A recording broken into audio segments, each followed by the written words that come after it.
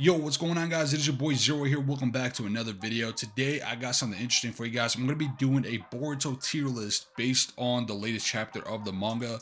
So this is going to be off strength, obviously, and as you see, these are the characters that I'm going to be using. So if you see Naruto or Sasuke twice, it's because I'm going like pre-nerf and post-nerf, so you guys like get a good idea of like where I rank them.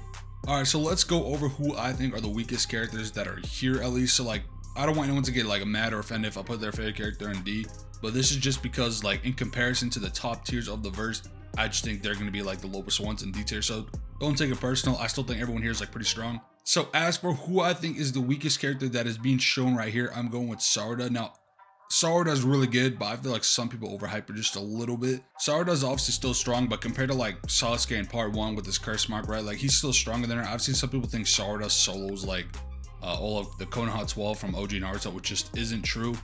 Again, she's still strong, but like as you see, like who else is on this list, I don't think she beats anyone here one-on-one.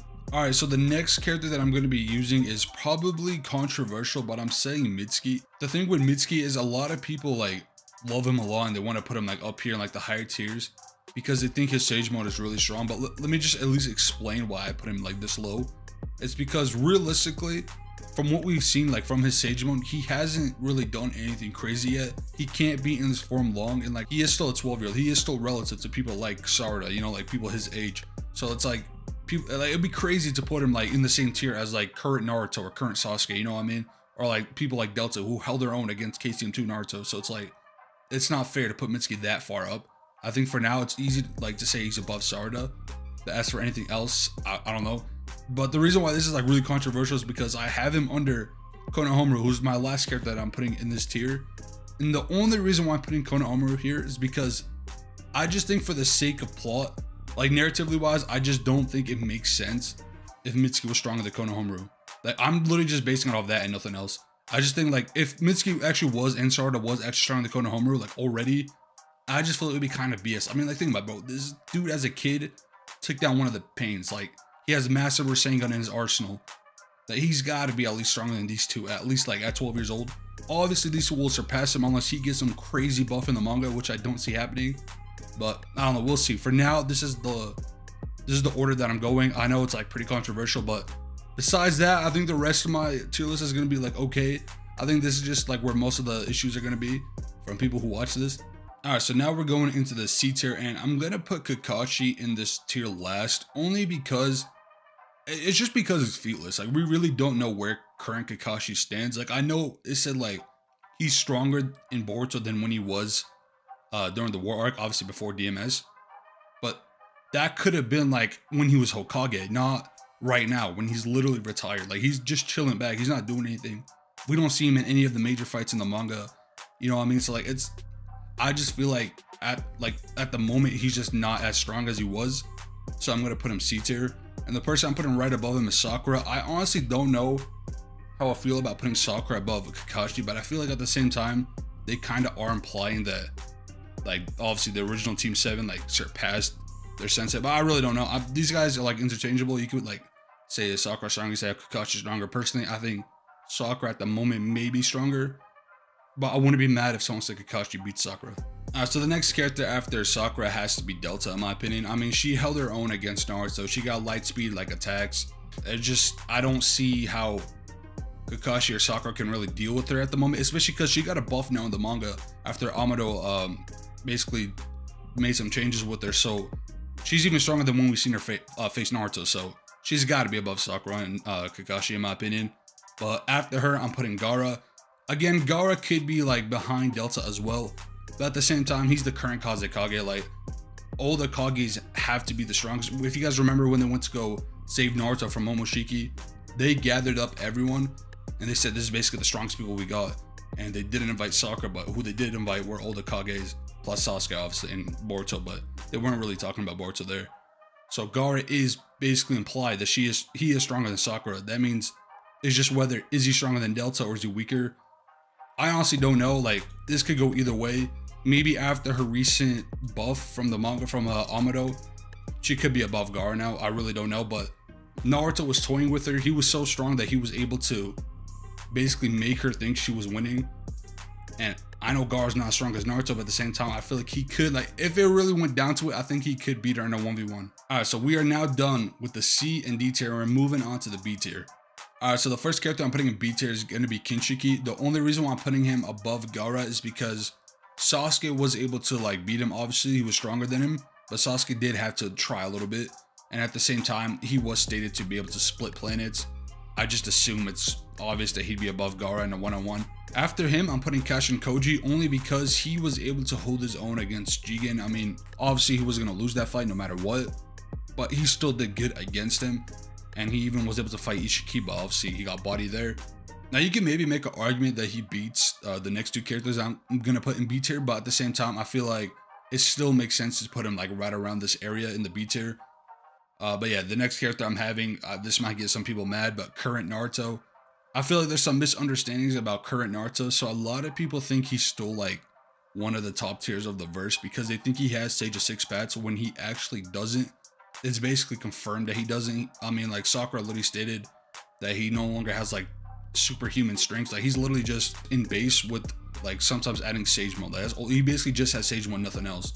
And right after Naruto has to be current Sasuke. So yeah, the picture I went with this one is with Boruto stabbing his Rinnegan out.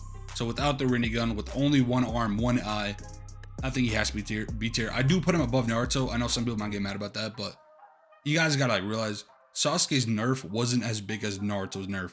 So if you guys think about like what's a bigger nerf, losing your Rinnegan or losing literally like everything that gave him power, like Kurama, like KCM2 is gone, Sage of Six Paths gone, like he lost basically everything. He just has Sage mode, so I feel like you have to put Sasuke above Naruto, since before that they were literally equals, and since Naruto got the bigger nerf, he has to be below Sasuke now. Alright, so that completes the B tier, and now we're moving on to the A tier, where the first character that I'm putting in A is basically the weakest character in A is going to be Ada. And the only reason why I'm putting Ada so low is because I don't know where she stands power wise, because I think it was already said in the manga that Ada doesn't actually fight. She has amazing hacks, like her abilities are broken obviously, yeah, but combat wise, like if she was to not use her abilities, like let's say her abilities doesn't work on Sasuke, if she was to fight current Sasuke without her abilities, I think Sasuke wins that. I think hacks alone is the only reason why she's A tier. I mean, hell, I could probably even put her S tier like with her hacks. But again, like if her hacks didn't work on any of these people in B tier, I think she loses to all of them in a fight. Because unlike her, where the Damon actually knows how to fight. Like we saw him beat no limiter's code. Like he no-diffed him completely. It wasn't even close.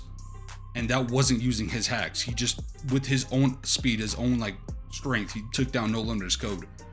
So that's how you know Damon is like one of the top tiers of the verse, whereas Ada, we don't know if she could actually fight. But yeah, after Ada, I'm gonna put Code with his limiters. Actually, I'll put Code last, and then I'll put Ada in front of him, just because Ada's abilities actually do work on him. So like, I don't know, I really don't know how to scale Ada. Like we'll just put her in A tier. Like don't focus too much of the ranking in A tier, just focus on who's actually in this tier.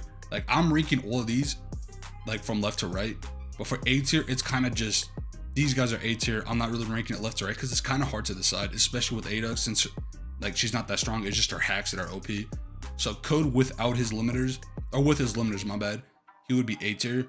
Then after Code, I'm gonna put this is gonna be hard. I can't choose between Kawaki or Boruto. I'm gonna put Kawaki and put Boruto above him, because when we saw Boruto, he was putting hands on Kawaki. Like he did kind of no-diff him.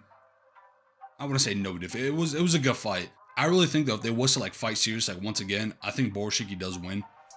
So I'm gonna put it in this order, but don't be mad at me. Like I wouldn't mind if someone said Kawaki. Like they're basically, it's gonna be like Naruto and Sasuke all over again. They're like equals.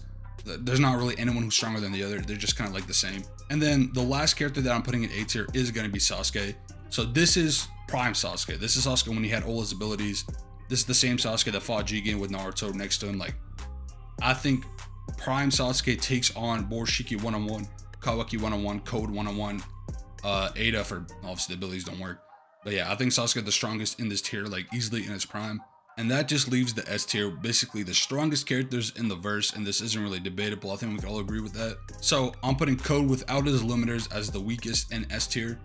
I mean, he's above Jigen, that's already confirmed, but obviously his new form looks cool, but as we all saw in the manga, he got no-diffed embodied by Damon. So Damon's gonna be right above him. Then after Damon, we're gonna put Ichiki, only because I don't know, none of us really know how strong Damon is. Like he took, all right, so no limiters Code, A lot of people get this wrong. I've seen it so many times. A lot of people think Code without his limiters beats Ishiki, which is completely wrong.